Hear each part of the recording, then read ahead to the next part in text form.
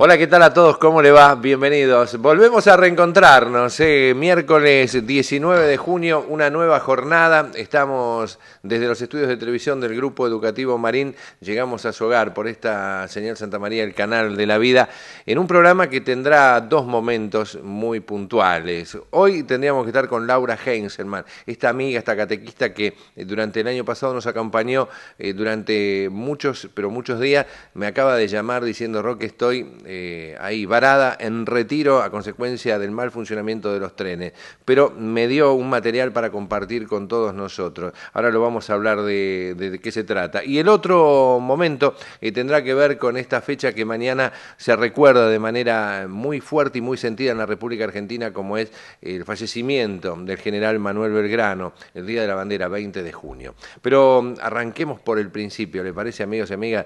Vamos a presentar, si el director quiere ponchar esta página que tenemos en YouTube, que tiene como protagonista la imagen de justamente nuestra amiga Laura Heinzelman, que armó un canal de YouTube. Las nuevas tecnologías nos permiten encontrarnos con esto, un canal de YouTube, donde uno puede empezar a encontrar trabajos realizados por Laura con algún grupo que colabora con ella, de temas muy fuertes, por ejemplo, cómo combatir nuestros miedos, si es bueno tener alguna religión, y puntualmente el que vamos a compartir ahora: ¿por qué tenemos que conocer nuestra fe? De esto se trata el tema que propone Laura para hoy. Yo hago clic en este lugar y lo invito a ustedes a compartir este excelente material. Mire.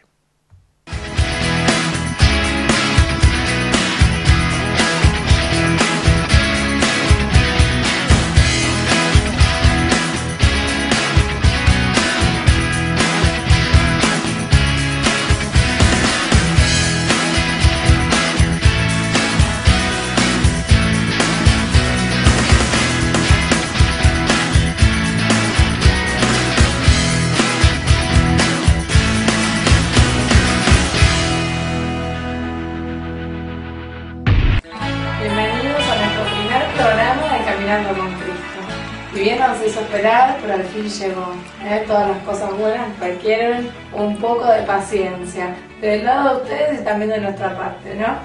Bueno, acá estamos con muchas cosas para compartirles. Especialmente estos programas quieren ser una oportunidad para crecer juntos en la fe, nuestra fe católica. Y como bien sabemos, o no, tal vez alguno del otro lado diga: no, yo no sé tanto de cuáles son las raíces de las cuales vamos a nutrir cada uno de los programas. ¿De dónde sacamos la información? Si bien yo soy profesora en ciencias religiosas, bueno, tuve que haber sacado de alguna fuente todo lo que yo les voy a compartir.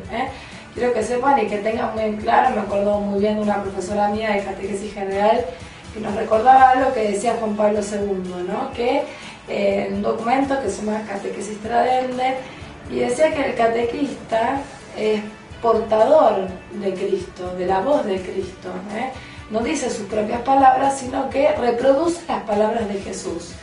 Así que eso es lo que vamos a hacer acá en los programas, vamos a reproducir las palabras de Jesús. ¿Y dónde están esas palabras?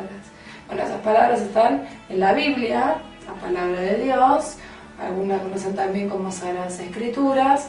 Las vamos a sacar también de la tradición de la Iglesia, dice los padres de la Iglesia, algunos documentos, y también de lo que llamamos el magisterio.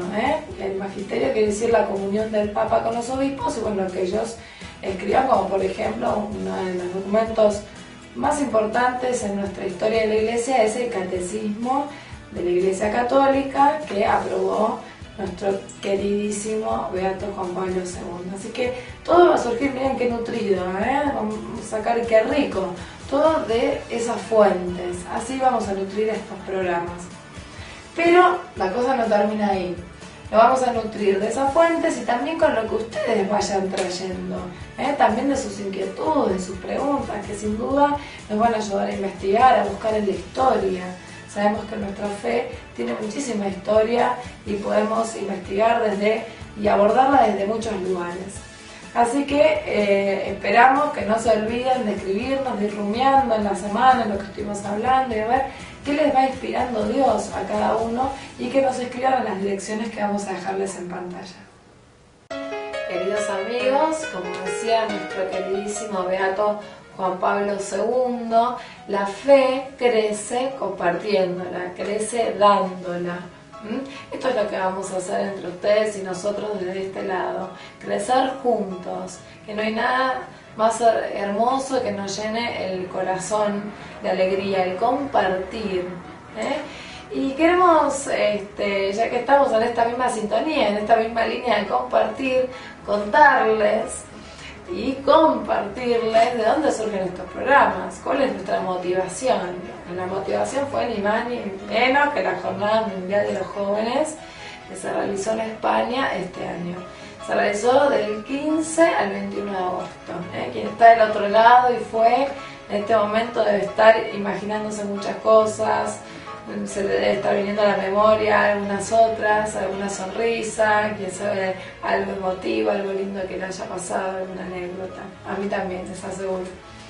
Y bueno, esta jornada fue convocada, como todas las jornadas, por el Santo Padre. Bueno, en este caso nos convocó Benedicto XVI, todos lo estábamos esperando con mucha emoción, ¿no? Estábamos ahí a la espera de que llegara el Papa. Mientras tanto, tuvimos una misa de apertura que fue presidida por el cardenal de Madrid, Rodolfo Varela. Después tuvimos una misa, nosotros argentinos, la misa de los argentinos, que fue increíble.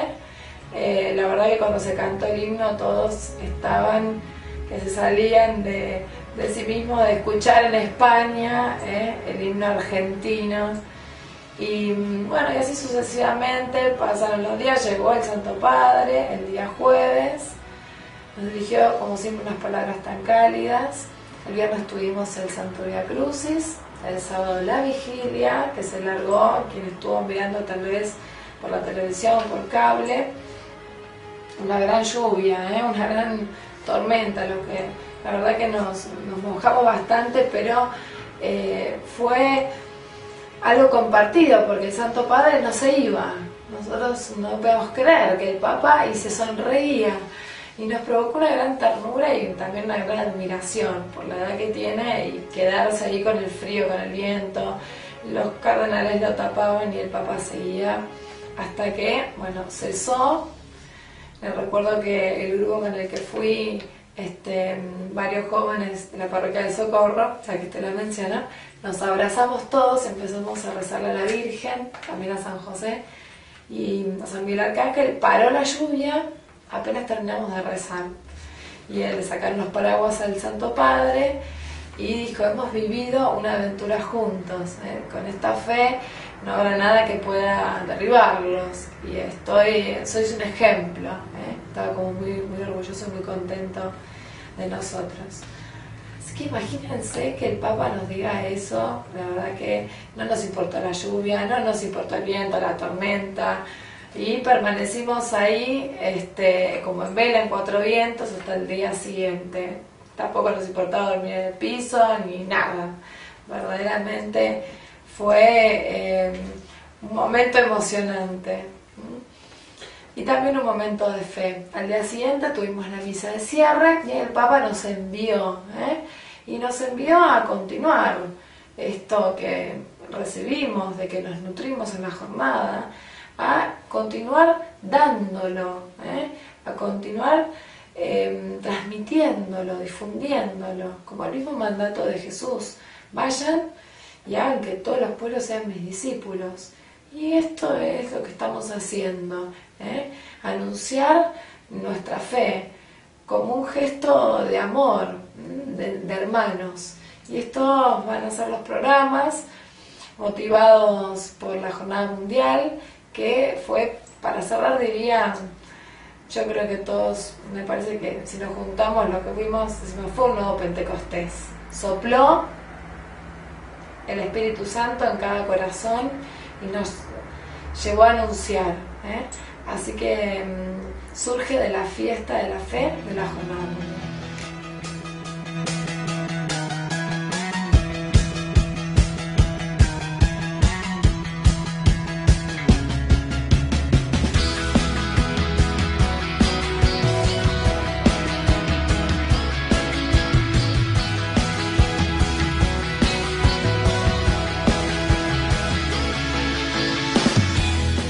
mi aprecio y cercanía a todos los pueblos de España, así como mi admiración por un país tan rico de historia y cultura, con la vitalidad de su fe. España es una gran nación, en una convivencia sanamente abierta, plural y respetuosa, sabe y puede progresar sin renunciar a su alma profundamente religiosa y católica.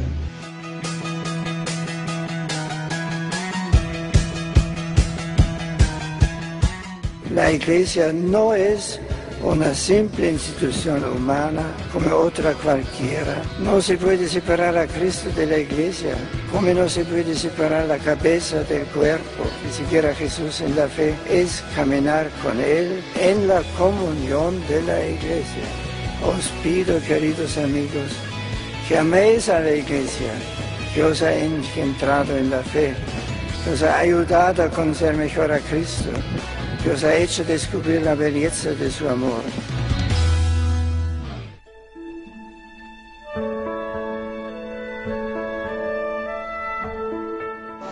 Es posible que en muchos de vosotros se haya despertado tímida o poderosamente una pregunta muy sencilla.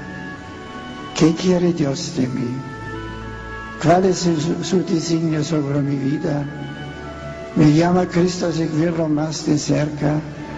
¿No podría gastar mi vida entera en la misión de anunciar al mundo la grandeza de su amor a través del sacerdocio, la vida consagrada o el matrimonio? Si ha surgido esa inquietud, respóndele con generosidad y valentía, como corresponde a un corazón joven como el vuestro. Ofreceos como voluntarios al servicio de aquel que no ha venido a ser servido, sino a servir y dar su vida como rescate por muchos.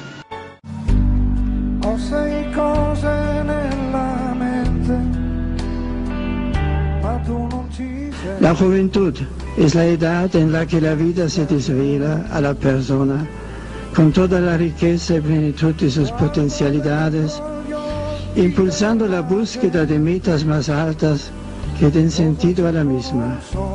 La juventud es tiempo privilegiado para la búsqueda y el encuentro con la verdad. Como ya dijo Platón, busca la verdad, después se te escapará de entre las manos. El Señor os quiere y os llama amigos suyos. Difundir por todos los rincones del mundo la gozosa y profunda experiencia de fe vivida en este noble país. Ayudad a vuestros amigos y compañeros a descubrir que amar a Cristo es vivir en plenitud. A vosotros os incumbe la extraordinaria tarea de ser discípulos y misioneros de Cristo en otras tierras y países.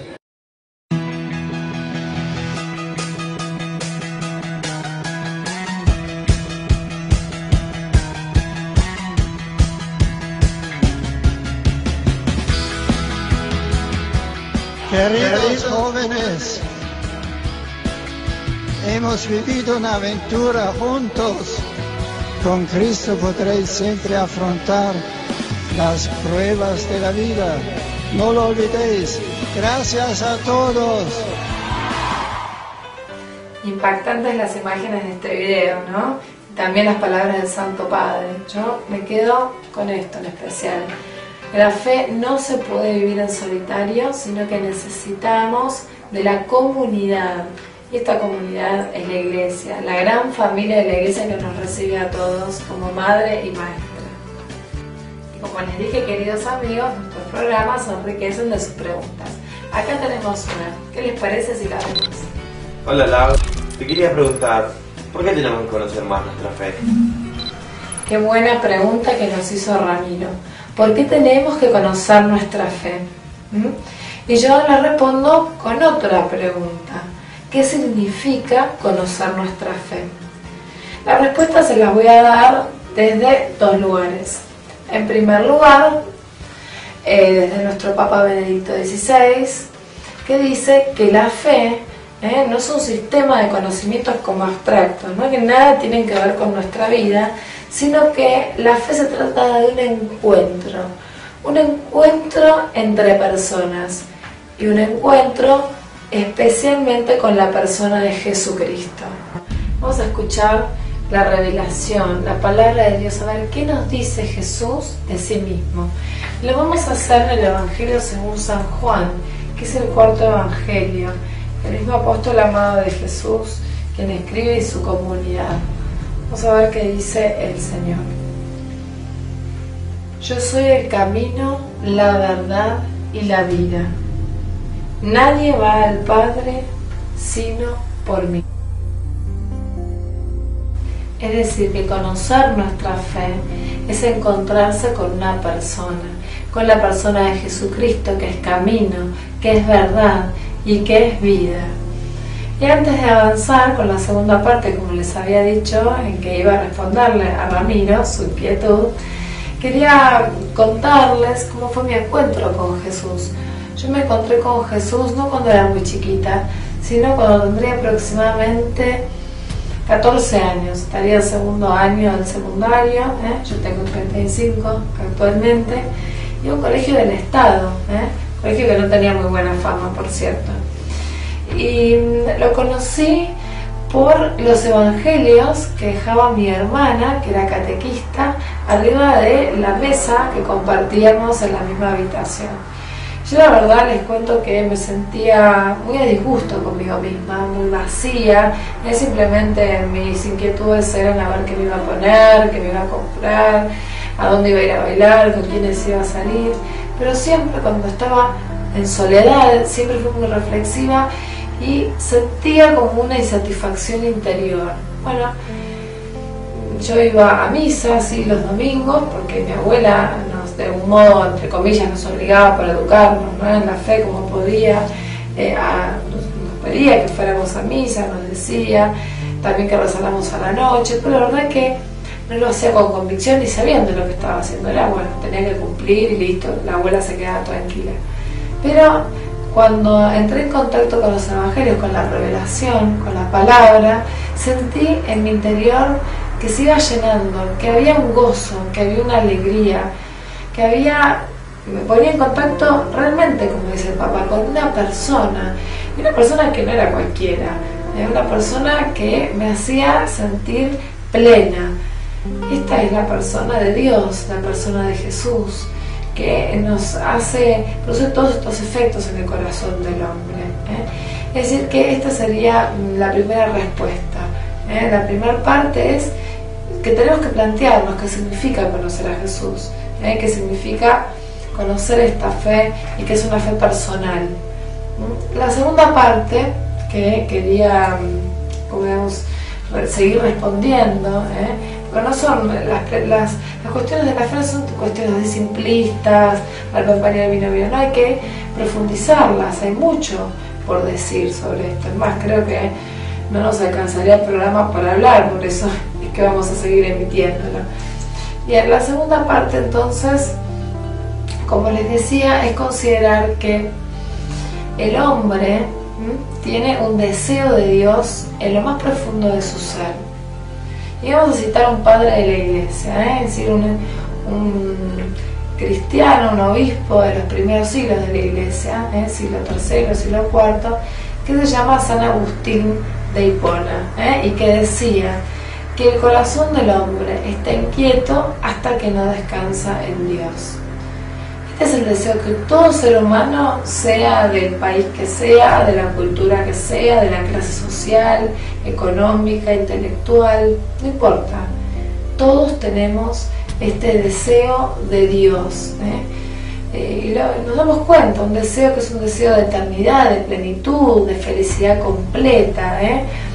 Miren, les pongo un ejemplo chiquito. Cuando uno se compra un helado, una pavada, y uno dice, ay, qué rico este helado, quisiera que no se termine más, y eso es heladito, ¿no? Me produce una satisfacción, un gozo corto, perecedero. Cuando uno se va de vacaciones, un poco más, ¿no? Y uno dice, ay, hay que volver al trabajo, cómo me gustaría quedarme, porque experimenté cierta alegría, cierta felicidad, que es pasajera. Y por esto, porque el hombre fue creado para una felicidad, pero no perecedera, con fecha de vencimiento, sino una felicidad plena, duradera y eterna. Esa felicidad vamos a poner igual Dios. Pero siempre en la vida del hombre aparecen las luces y las sombras. ¿Y qué es lo que nos impide esta plenitud? ¿Qué le impide al hombre encontrarse con esa felicidad eterna igual Dios? Lo que nos impide encontrarnos con la felicidad eterna que realmente nos llena el corazón, nos satisface el corazón, nos da gozo, nos da paz, es el pecado, es el mal. El mal es un gran obstáculo, una especie de piedra gigante entre Dios y el hombre. Hay uno solo que puede remover esa piedra y es el mismo Dios. Entonces envía a su Hijo para remover esa piedra. Nosotros lo llamamos la salvación. Jesús nos salva, es mucho más, ¿no?, que remover una piedra, por supuesto. Esa piedra en realidad nos hunde en la amargura, muchas veces en la desesperación, en la tristeza, en vivir la vida como una rutina, en no encontrarle sentido ni gusto a nada, en sentirnos cada día más vacíos y más solos. Jesús, que es el camino, que es la verdad y que es la vida, viene a salvarnos de todo ese como agujero negro en la que podríamos llegar a sumirnos y a hundirnos por el mal. Jesús es nuestro Salvador. Él es el camino que debe ser andado. Él es la verdad que debe ser conocida y Él es la vida que debe ser vivida. Queridos amigos, recordamos la pregunta de Ramiro: ¿por qué tenemos que conocer nuestra fe? En síntesis, damos estas dos explicaciones. Conocer nuestra fe significa encontrarnos con una persona, que es la persona de Jesucristo. Esa persona es la que nos salva del mal y del pecado, que nos impide encontrarnos con el fin de nuestra vida, con la satisfacción de este deseo más profundo que tenemos, que es el deseo de Dios. Él es el que une el cielo con la tierra, Él es el que le da sentido a nuestras vidas y Él es el único que puede unirnos con Dios finalmente y planificar nuestro corazón y nuestra vida. Hemos llegado al final de este primer programa. Desde acá esperamos que les haya servido, que lo hayan podido aprovechar. La verdad que a nosotros nos ha gustado mucho hacerlo. Y bueno, nos esperamos hasta el próximo programa y nos despedimos con estas imágenes.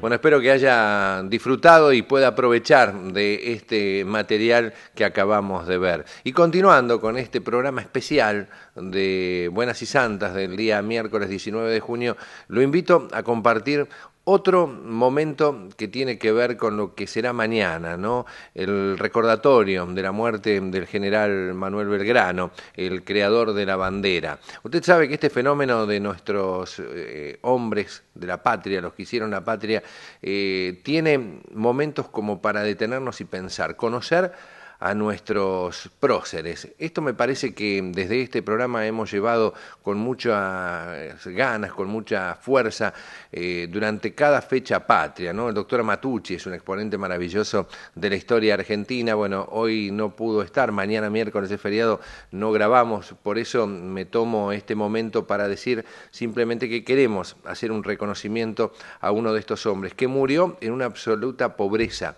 El día anterior a su muerte, un día como hoy, un 19 de junio, entregaba lo único que le quedaba, un reloj de oro a su médico y moría al día siguiente, insisto, en una pobreza absoluta este hombre, este gran argentino llamado Manuel Belgrano. El canal Encuentro, que tiene generalmente en su mayoría de sus trabajos de una calidad y una profundidad maravillosa, hemos tomado este documental que vamos a compartir con ustedes y que tiene por título Especial 20 de junio. Aquí en Buenas y Santas para recordar la figura y para no olvidarnos quién era y quién es Manuel Belgrano para los argentinos.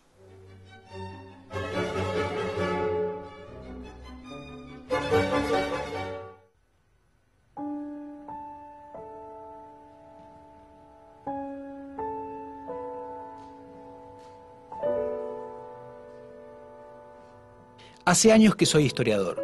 Investigo, doy clases y seminarios.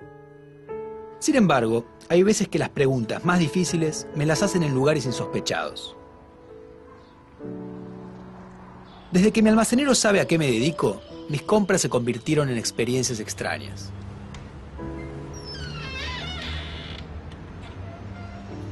Buen día. Vieja, llegó el historiador. Hola, Felipe, ¿todo bien? ¿Cómo anda? ¿Todo en orden? ¿Qué va a llevar? Y para una picadita. Escúcheme una cosa. Estuvimos discutiendo con la vieja y no nos pusimos de acuerdo. ¿Cuál es su prócer preferido? De lo más grande.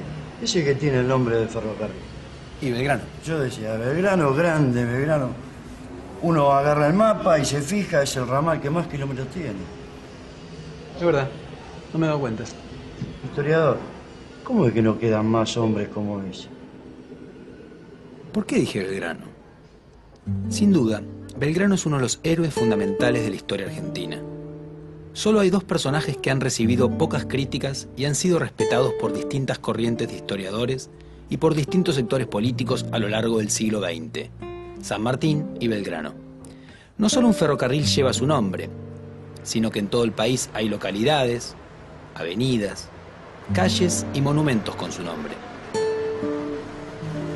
Entre las 7 figuras que se eligieron en la década de 1990 para ilustrar los billetes de pesos argentinos, uno de ellos es Belgrano. Solo hay 3 personajes cuya fecha de muerte marca un feriado nacional, y uno de ellos es Belgrano. Todos los argentinos y argentinas tienen alguna idea acerca de quién fue Manuel Belgrano.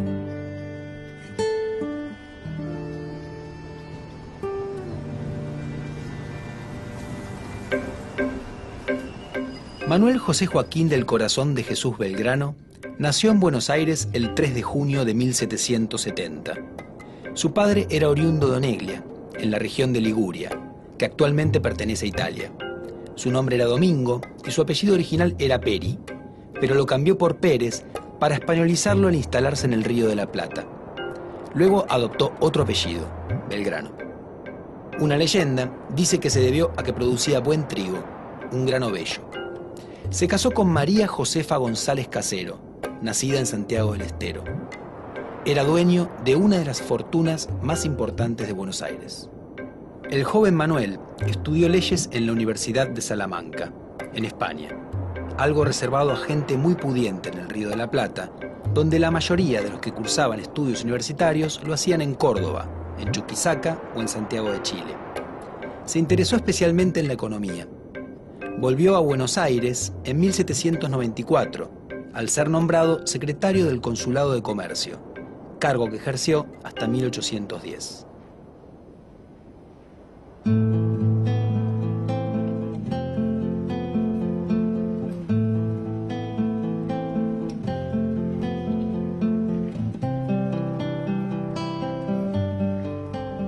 ¿Quién era el padre de Belgrano? Y el padre era italiano. De hecho, el apellido de él es distinto al que después trascendió, que es Domingo Belgrano Pérez. Y él en los 50 del siglo XVIII, primero se va a España, desde donde consigue el permiso para venir a Buenos Aires, porque evidentemente en esa época no se podía viajar de un lado a otro libremente, y consigue el permiso y se instala en Buenos Aires en los 50. Y en realidad llega, aunque no era una familia totalmente humilde, digamos, llega un poco con una mano adelante y otra mano atrás, y empieza haciendo actividad comercial, pero en un nivel muy, muy bajo, ¿no? Haciendo transacciones muy humildes, comprando y vendiendo algunas cosas en Buenos Aires. Pero bueno, lo cierto es que en unas pocas décadas termina convirtiéndose en uno de los comerciantes más ricos de Buenos Aires. En alguna época, un poco los historiadores o la gente en general creía que desde tiempos inmemoriales, la clase poderosa, digamos, el sector poderoso de Buenos Aires era un sector terrateniente. Y en realidad eso no es así. En el periodo colonial, los verdaderamente ricos de Buenos Aires eran comerciantes. Obviamente podían tener algo de intereses en el campo, como es el caso del papá de Belgrano, que como decía tenía una chacra, una estancia, pero eso era nada, el 2, 3, el 5% de su capital. El capital esencial de Belgrano estaba en el comercio. Eso, comprar esclavos, vender esclavos, comprar mercancías, traer plata, traer yerba del Paraguay y después llevar esa yerba del Paraguay al Potosí. El padre lo mandó a estudiar a España. Lo mandó a estudiar comercio, pero en realidad él no estudió comercio, estudió leyes. Por un lado defendían la idea de la ilustración, es decir, las luces, la importancia del conocimiento para mejorar la sociedad. Entonces, obviamente Belgrano, desde su función en el consulado, fue un gran defensor de la educación. La necesidad de crear escuelas de todo tipo para que la gente se forme. Para los que hacen agricultura aprendan a mejorar la agricultura que hacen, para los que hacen navegación aprendan cómo se mejoran los instrumentos de navegación, etcétera, etcétera. ¿Cómo recordás a Belgrano físicamente? Era de facciones muy delicadas, muy finas. Me imagino un tipo no muy alto. Hermoso, hermoso. No muy gordo, así. De pelo corto, por lo menos la figurita de Chicken. Tipo común, va. Belgrano, con la patillita, la naricita y algunos rulitos bien marcados acá. Con cara de buena persona. Como hombre era lindo.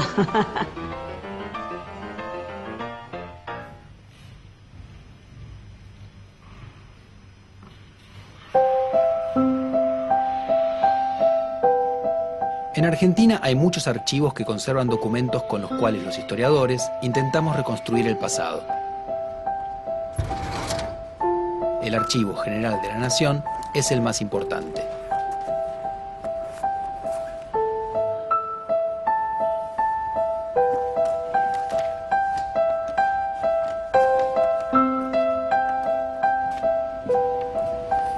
¿Te pido esto? El archivo de fotografía tiene una colección impresionante. Aunque obviamente en la época de Belgrano no existían las fotos, se pueden encontrar algunas de cuadros que lo representan y de lugares ligados a su persona, y también de homenajes posteriores.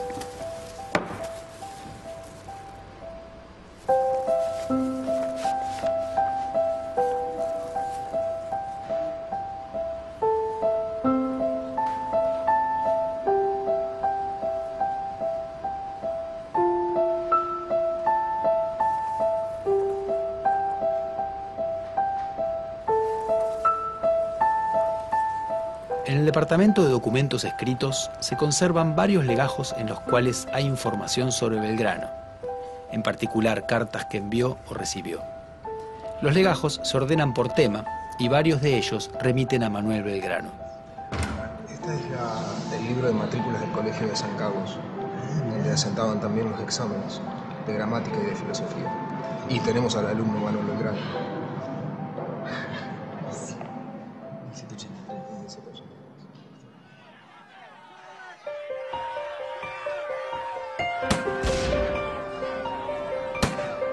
Cuando los ingleses se apoderaron de Buenos Aires en 1806, los miembros del consulado prestaron juramento de reconocimiento a la corona británica. Belgrano se negó y pasó a la banda oriental. Volvió a la ciudad después de la Reconquista y se incorporó a las milicias voluntarias que se formaron para enfrentar un posible nuevo ataque. Belgrano ingresó al cuerpo de patricios, que agrupaba a los nacidos en Buenos Aires, y fue elegido sargento mayor del regimiento. Los oficiales de patricios eran elegidos por la tropa, y en general los que fueron nombrados eran miembros de la élite de la ciudad. Belgrano cuenta en su autobiografía que hizo trampa en una elección para evitar que triunfaran los que él llamó dos hombres oscuros, es decir, de origen popular. Se entrenó en el manejo de las armas y estudió algunas claves de la vida militar. Al año siguiente participó en la defensa contra la segunda invasión inglesa. En mayo de 1810, Belgrano formó parte del grupo revolucionario y fue nombrado vocal de la primera junta. La junta decidió enviar a sus mejores tropas para hacerse obedecer en el interior y en el Alto Perú, donde estaba la ciudad de Potosí, que era la clave de la economía colonial porque de ahí se extraía la plata. Pero también decidió enviar una segunda expedición a Asunción del Paraguay, para obligarla a plegarse al movimiento revolucionario. El mando del pequeño ejército le fue otorgado a Belgrano, que no era un militar profesional, pero sí un revolucionario decidido. La precaria expedición fue derrotada y el Paraguay no aceptó más la preeminencia de Buenos Aires. Belgrano estaba ligado a los grupos morenistas, es decir, seguidores del pensamiento del fallecido Mariano Moreno, que impulsaban cambios importantes. Los que gobernaban cuando regresó a Buenos Aires eran sus rivales, los moderados saavedristas.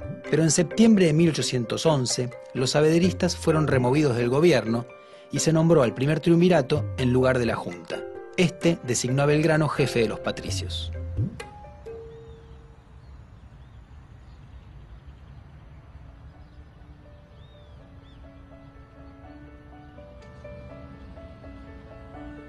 En 1812, Belgrano fue enviado a establecer 2 baterías de cañones en el río Paraná, junto a la villa del Rosario. Allí enarboló por primera vez el estandarte que diseñó para sus tropas. El triunvirato no quería que se creara un pabellón, porque eso ahondaría el camino a una ruptura total con la monarquía española, paso que todavía no gozaba de consenso entre la dirigencia rioplatense. Pero Belgrano decidió seguir adelante y creó la bandera.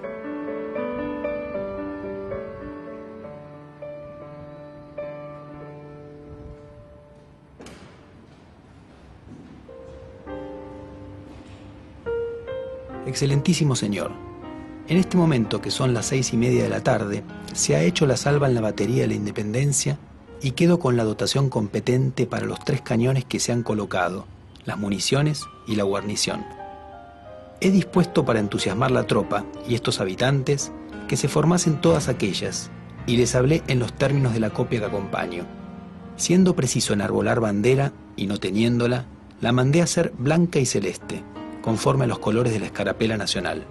Espero que sea de la aprobación de vuestra excelencia. Dios guarde vuestra excelencia, Rosario, 27 de febrero de 1812.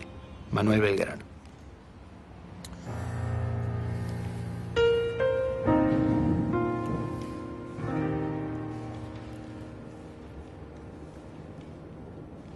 Los colores de la bandera, celeste y blanco, provienen de una orden que había fundado el rey Carlos III, el más importante de los Borbones españoles, en 1771. Carlos III era devoto de la Virgen María en su advocación de la Inmaculada Concepción, que tenía un manto celeste y blanco, y de allí tomó los colores de su orden.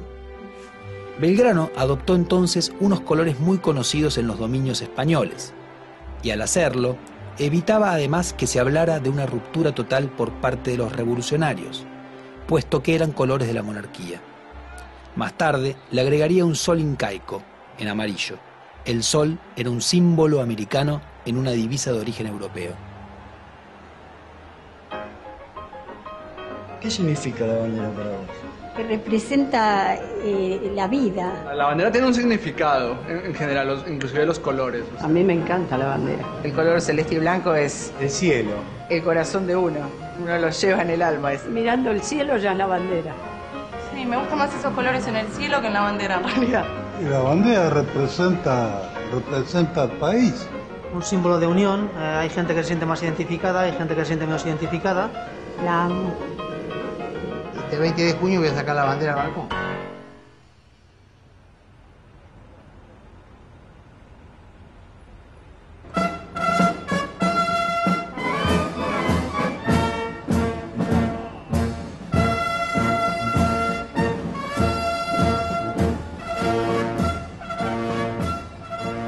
El 2 de junio de cada año, los profesionales de las ciencias económicas celebran el Día Nacional del Graduado en Ciencias Económicas, instituido en virtud de que ese día del año 1794 el doctor Manuel Belgrano, primer economista argentino, asumió el cargo de secretario del Consulado de Buenos Aires.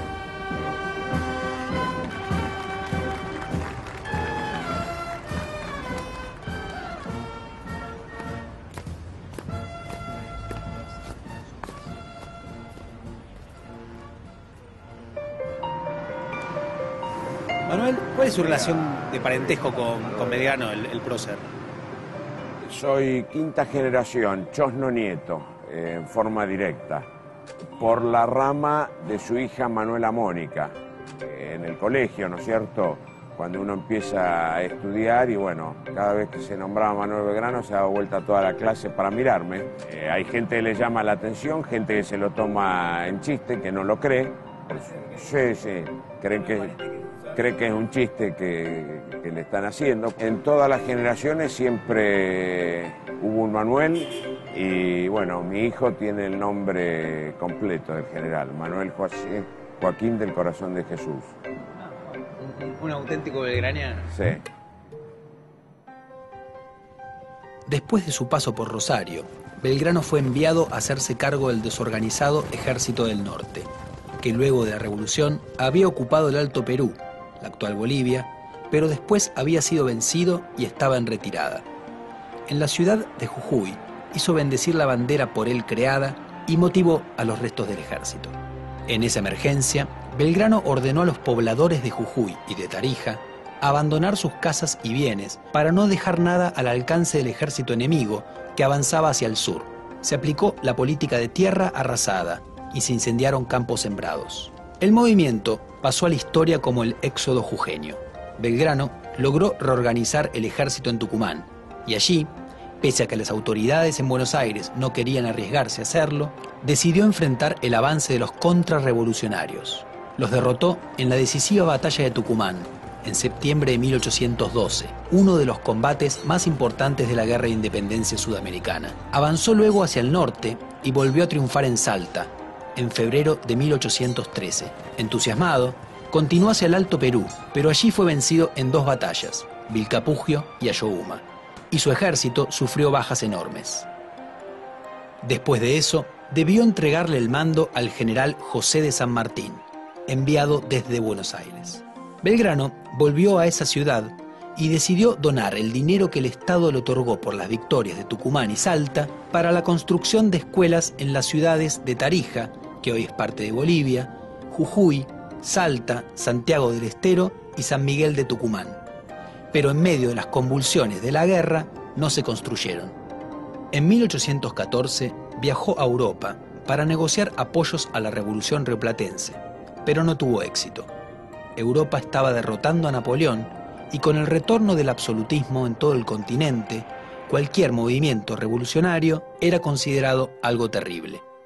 Eso convenció a Belgrano, que antes era más radical, a proponer una monarquía constitucional para independizar a los territorios revolucionarios.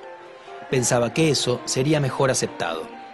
Lo expuso en 1816 ante el Congreso que declaró la independencia en Tucumán, independencia en la que intervino activamente, presionando a los congresales para que dieran ese paso.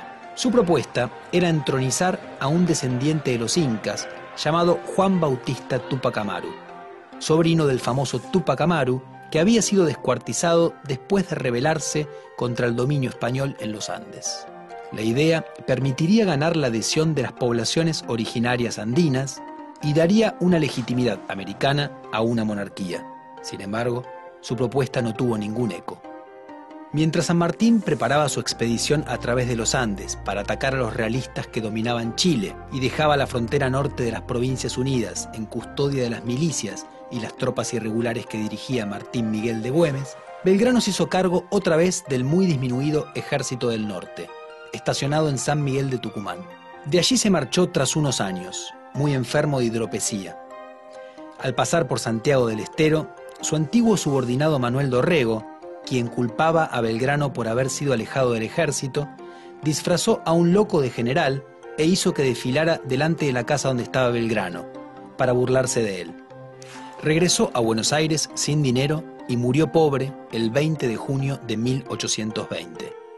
Como la provincia estaba atravesando una gran crisis política, casi nadie reparó en ese momento en su fallecimiento.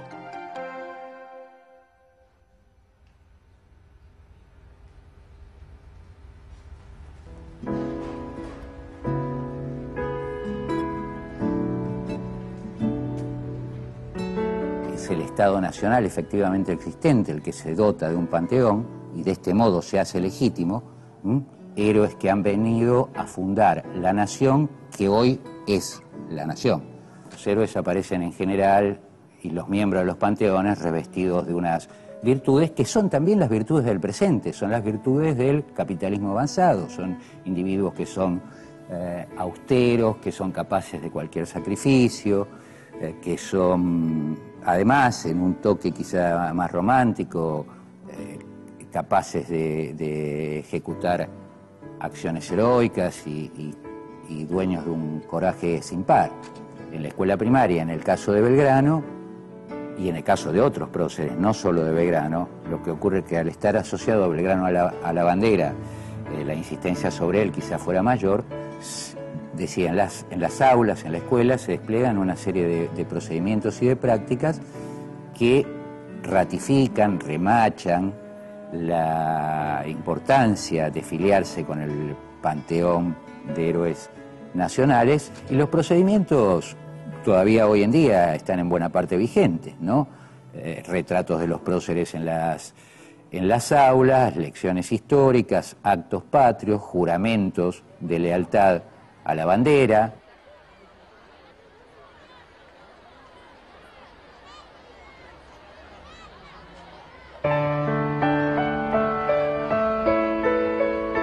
¿Cómo Belgrano se transformó en prócer? En los años que siguieron a su muerte, con la situación política más calma, se lo empezó a recordar. En la década de 1850, Bartolomé Mitre lo eligió como el personaje a través del cual contar la revolución y la independencia, otorgándole un lugar fundamental. Fue uno de los primeros héroes históricos en tener un monumento, que se erigió en su memoria en Buenos Aires, en Plaza de Mayo, en 1873. En 1938 se decidió que la fecha de su muerte iba a ser un feriado nacional, el Día de la Bandera, y se inició en Rosario la construcción de un monumento para homenajearla.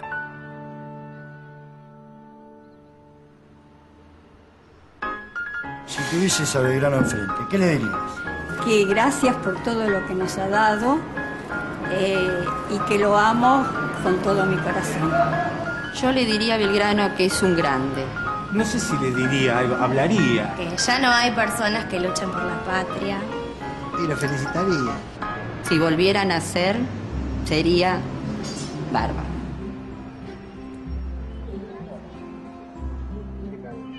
¿Cuál es tu relación con Manuel Belgrano, tu parentesco? Yo soy chosno. Chosno es la quinta generación. Es hijo, nieto, bisnieto, tataranieto y chosno. Manuel Belgrano tuvo dos hijos naturales.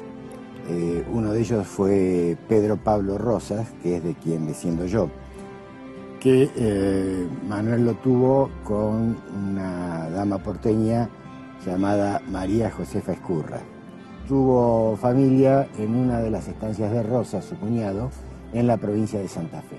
A mí me lo ha contado mi padre desde que yo era chiquito y bueno, así lo supe, así lo se fue transmitiendo de generación en generación. Lo sé yo, lo han sabido todos mis hermanos, así se ha enterado mi padre y así se habrá enterado mi abuelo también. La imagen de Belgrano que se da en la escuela es la que a nivel país se ha hecho trascender. Creador de la bandera, ganó la batalla de Tucumán, ganó la batalla de Salta, y paremos de contar, cuando sabemos que eso es una milésima parte de todo lo que hizo. Te cuento que hace algo más de 30 años asistí a un acto en homenaje a Manuel Belgrano en el convento de Santo Domingo, que es donde está enterrado. En esa oportunidad me presentaron a quien era el presidente en ese entonces del instituto, un general retirado de la Nación, y cuando me presentaron como descendiente directo de Manuel Belgrano, dijo que eso era imposible porque todos sabíamos que Belgrano no había tenido hijos. Realmente indignado le dije, me extraña, general, que justamente usted pueda decir una cosa así. Entonces miró para todos lados como para que nadie lo escuchara, buscando un silencio cómplice, y me dijo, bueno, pero se imagina que esto no puede trascender, porque ¿cómo va a quedar la imagen del general? Y yo creo que ese es uno de los grandes errores que tiene nuestra historia. A la pregunta que me hizo mi almacenero sobre por qué ya no hay hombres como esos, una respuesta posible es que en todas las épocas hubo y habrá hombres y mujeres que protagonicen hechos destacables a favor del resto, sin llegar a convertirse en próceres. La construcción de próceres se debe a que en sus orígenes la nación necesitó mitos fundadores y encontró en algunos personajes muy destacados las figuras que precisaba para ocupar el bronce. ¡Ey, Felipe! ¡Felipe!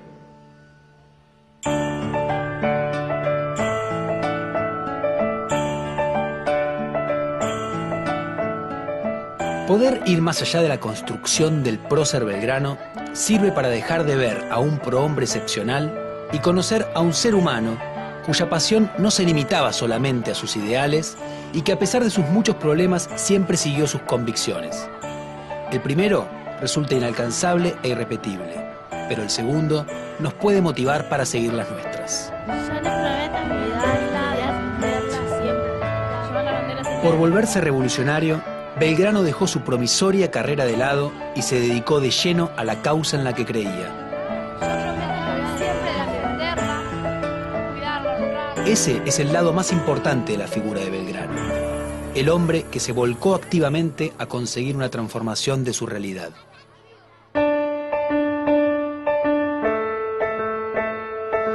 Y así, amigos y amigas, llegamos al final del programa del día de hoy, recordando la figura de uno de estos próceres argentinos, un hombre que a veces lo transformamos en superhéroe, pero han sido hombres maravillosos que hicieron de nuestra patria lo mejor. Ojalá se pueda más de uno copiar de este ejemplo de argentinos, ¿no?, que trabajaron para hacer grande nuestra nación. Nos vamos a encontrar el jueves, si le parece, el viernes, nuevamente haciendo jueves, bien me dicen acá, el día jueves, haciendo Buenas y Santas por esta señal Santa María, el canal de la vida. Que tenga una excelente jornada, nos volvemos a encontrar.